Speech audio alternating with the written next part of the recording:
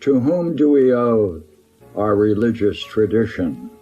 Judaism or Hellenism? That's what we're returning to, that ancient debate. The Gospel of James is asserting Hellenistic roots to understand Jesus. We are recovering our history, and that takes care, and a good number of scholars are now translating all of this great material that came out of the Nag Hammadi find, and they're presenting it to us, and they're saying, let us re-look at this. In 3 of the Gospels, Mark, Matthew, and Luke, each of them has a prominent place for Jesus' mystical experience on the Mount, but it's not in John. He takes it out. He leaves it out.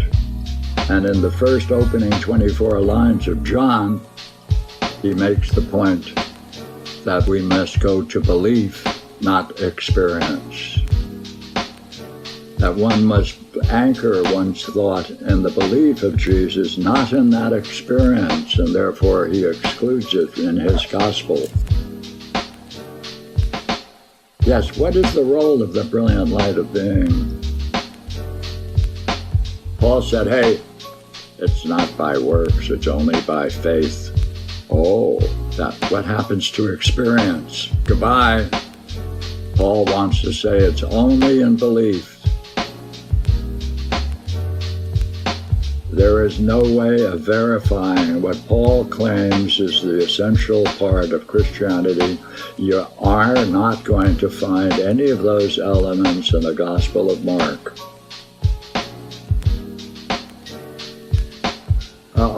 Maybe Mark is writing to overcome the influence of Paul. That's right. Paul dies at 56, 57. Mark is writing at about 80 AD. He's reflecting back on the role that Paul is playing, and he's saying,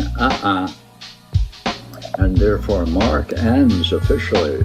All the Bibles that one had found prior to 400 AD end Mark at the cave, right, where they've introduced Jesus' body into the tomb. It doesn't have a line on resurrection. There's no resurrection thesis in the Gospel of Mark. That was added 400 years later, or 350.